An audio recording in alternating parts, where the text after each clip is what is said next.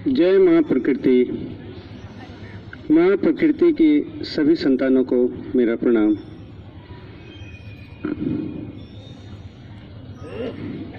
सीधा बैठिए, सीधा कमर गर्दन से सीधा। मेरे साथियों,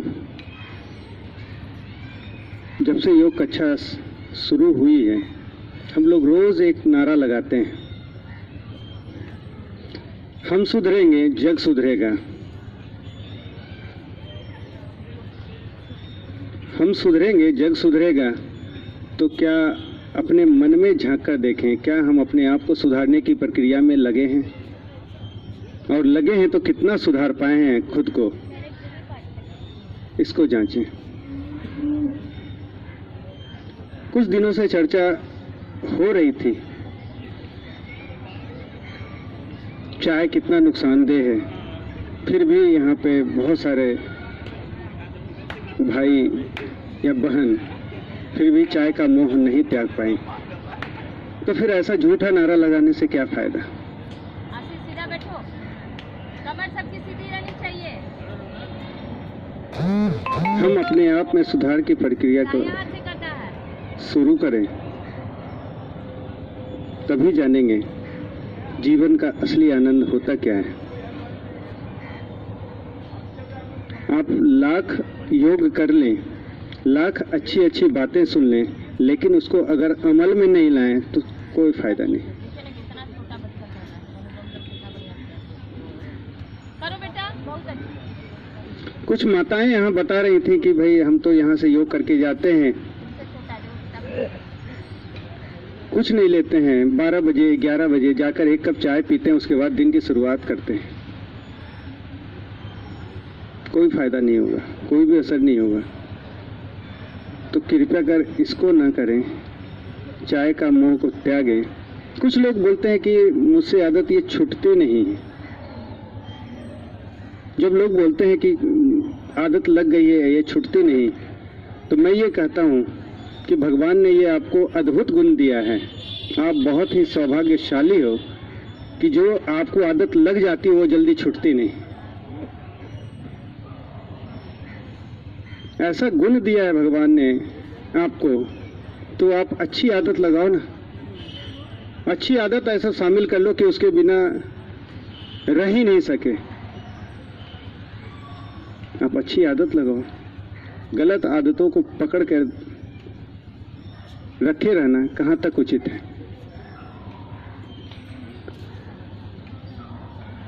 कुछ लोगों का ये कहना होता है कि भाई जांच करवाते हैं लैबोरेटरी में जाके। मैं ये कहना चाह रहा हूं कि आप लैब में जाकर जांच जो करवाते हैं उससे क्या फायदा होता है? कोई फायदा नहीं होता। सिर्फ आपको अपना लेवल पता चलता है कि मेरी शुगर लेवल क्या है, कोलेस्ट्रॉल लेवल क्या है, किडनी क्या है, यूरिक एसिड क्या है, ये पता चलता है। मैं ये कहना चाह रहा हूँ कि जांच करना है तो अपनी आदतों का जांच करें कि हमारी आदतें कितनी अच्छी है, कितनी गलत है और कितनी सही है। उन आदतों का जांच करें और उसमें सुधार लाएं। देखिए, स्वास्थ्य में अपने आप खुद ब खुद सुधार हो जाएगा।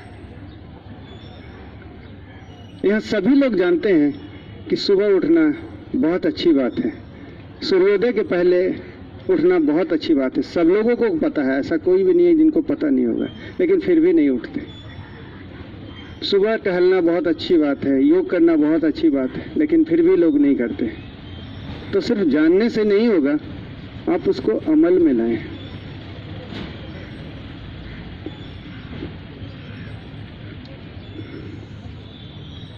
तो आइए साथियों, थोड़ा चर्चा करें कि रोग क्या है।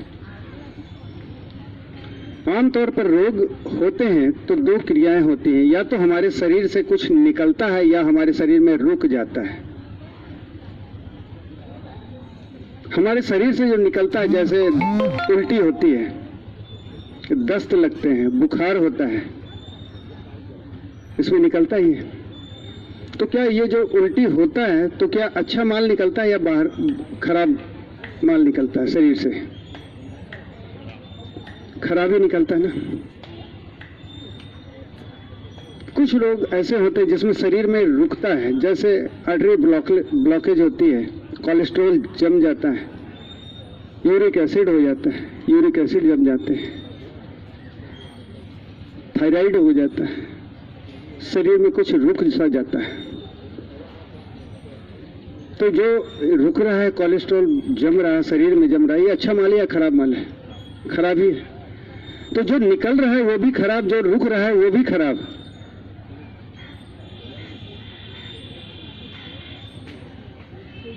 तो हम जाते हैं डॉक्टर्स के पास, क्या करने जाते हैं? डॉक्टर के पास जाते हैं कि जो निकल रहा है उसको रोक दीजिए, उसकी ऐसी कोई दवा दे दीजिए कि रुक जाए। जो खराब चीज निकलनी चाहिए उसको रोक लेते हैं। जो पेट खराब हो रहा है वो खराब और घटिया चीज है, उसको रोकने की दवा लेते हैं। जो उल्टी हो रही है उसको रोकने की दवा लेते हैं।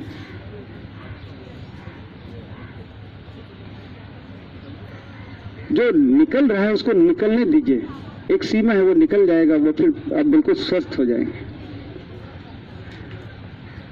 अक्सर लोगों को पेट खराब होते हैं, जाके डॉक्टर्स के पास दवाई लेते हैं। उसकी दवाई कुछ प्रचलित दवाई सी है, नॉर्फॉक्सासिलिन, इस तरह की कोई दवाई भी है। मैं खुद भी लिया करता था आज से 10 साल पहले। उसको भी लेने के बाद 2 खुराक के बाद ही वो पेट सही होता है। सही क्या होता है? वो कब्ज हो जाता है। जो निकलना चाहिए था वो निकल नहीं पाता, वो रुक जाता है। तो आप में से कभी भी प्रयोग कर देखिए, आपका पेट कभी भी खराब हो, बहुत ज्यादा दस्त हो रहा हो, जिस समय हो, एक नारियल पानी पिए और कुछ नहीं लें और आराम करें। दूसरा नारियल पानी दोपहर 2 बजे लें। आप देखेंगे 3 बजते बजते आपका पेट खराब बिल्कुल ठीक हो जाएगा। मेरी भी तबीयत कभी कभी खराब हुई है, दिन में 20-20 दस्त हुए हैं। उसके बावजूद मैं 2 से 3 बजे तक अपने काम पे चला जाता हूँ। ये नारियल पानी में इतना जादू होता है।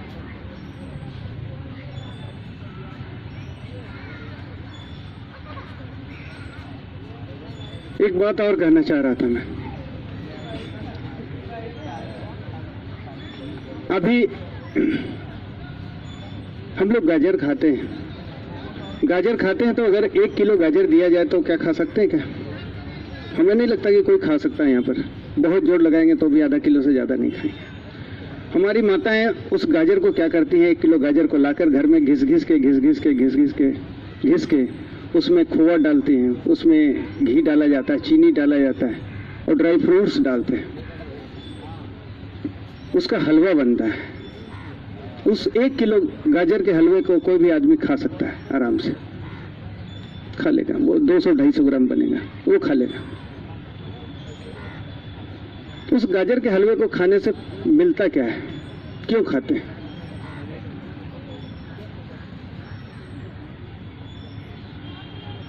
स्वाद के लिए, टेस्ट मिलता है।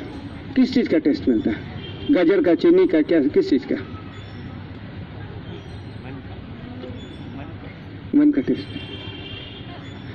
हम इसलिए उस गाजर के हलवे को खाते हैं कि क्योंकि हम ज्यादा से ज्यादा खा सकें। 1 किलो गाजर खाना संभव नहीं है, लेकिन 1 किलो गाजर का हलवा खा लेते हैं आराम से। इसलिए खाते हैं कि भाई 1 किलो हम खा सकते हैं। तो मन में कहीं ना कहीं ये रहती है भाई कि इस तरह का बनाकर खाएंगे तो ज्यादा खाएंगे। ज्यादा खाने की मन में हवस सी बन गई कि ज्यादा खाएंगे तो ज्यादा शक्ति आएगी। मन में एक गलत धारणा बैठी हुई है कि खाने से ही शक्ति मिलती है हमें। मेरे साथियों, ऐसा अगर है कि खाने से ही शक्ति मिलती तो कोई भी पहलवान कुश्ती लड़ने से पहले खाना खा लेता। आप उससे पूछेंगे कि खाकर लड़ोगे या लड़के खाओगे? उसका जवाब होगा कि नहीं, लड़ने के बाद ही खाएंगे। तो हम जो भोजन करते हैं वो हम नहीं खाते हैं, भोजन हमें खाता है। जिस भोजन को करने के बाद आलस आता है, सुस्ती आती है, वो भोजन हमारा सही भोजन नहीं है। वो भोजन जो है हमें खा रहा है, हम उसको नहीं खा रहे। क्या कभी आपने अनुभव किया है? आप लगभग आधा किलो सेब खाकर देखें, कभी भी आलस नहीं आएगा। आधा किलो अमरूद खाकर देखें, संतरा खाकर देखें, कभी भी आपको आलस नहीं आएगी। आप चावल खाकर देख लें, थोड़े से चावल भी खाएंगे सुस्ती तुरंत आने लगेगी। इसका मतलब क्या है? लोग बोलते हैं कि खाने से ताकत आती है। मैं ये कहना चाह रहा हूँ कि अभी होली आ रहा है, सबसे ज्यादा लोग होली के दिन ही खाते हैं, लगभग सभी लोग। और आपने अनुभव किया होगा कि होली के दिन शरीर में कमजोरी सी लगती है, मन में आलस लगता है कि बस खाएं और सोए रहें। अगर खाने से ही ताकत आती तो फिर ऐसा नहीं होता, उस दिन ज्यादा एनर्जेटिक महसूस करते हैं लोग। तरह तरह की चीज खाते हैं, दिन भर में 50 तरह की चीजें खाते हैं, वेज खाते हैं, नॉन वेज खाते हैं, जो भी है जिनके। तो मेरे साथियों, खाने से ताकत कभी नहीं आती है। ताकत जो आती है हमारे अच्छी नींद से आती है, अच्छे भोजन से आते हैं। आप लाख बढ़िया खाना खा लीजिए, अगर आपको नींद नहीं मिलेगी आपको ताकत नहीं आएगा, शरीर में कोई जान नहीं आएगा। आपको अगर अच्छी नींद आएगी, उस नींद के सहारे जिससे जो जीवन शक्ति मिलती है, उसके सहारे ही हम लोग दिन भर अपना सारा काम करते हैं।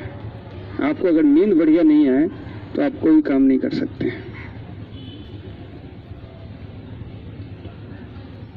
तो भोजन शक्ति का स्रोत नहीं है, भोजन हमारा बिल्डिंग मटेरियल है। जिस प्रकार से अच्छे घर को बनाने के लिए अच्छे सीमेंट की जरूरत होती है, अच्छा छड़ चाहिए, अच्छा गिट्टी चाहिए, अच्छा बालू चाहिए, उसी तरह से हमारे शरीर को चलाने के लिए अच्छा मटेरियल चाहिए, अच्छा भोजन होना चाहिए। मटेरियल गलत डालेंगे तो शरीर खराब बनेगा ही, बिल्डिंग खराब बनेगा। तो ये आपको सोचना है कि हमारा शरीर रूपी जो बिल्डिंग है वो कैसा बनाना है मुझे। समय हो गया क्या?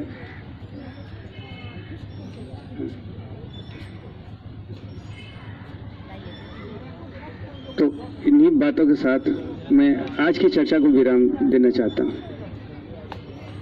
धन्यवाद।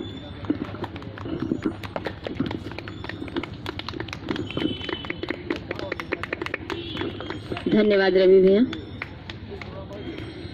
आइए।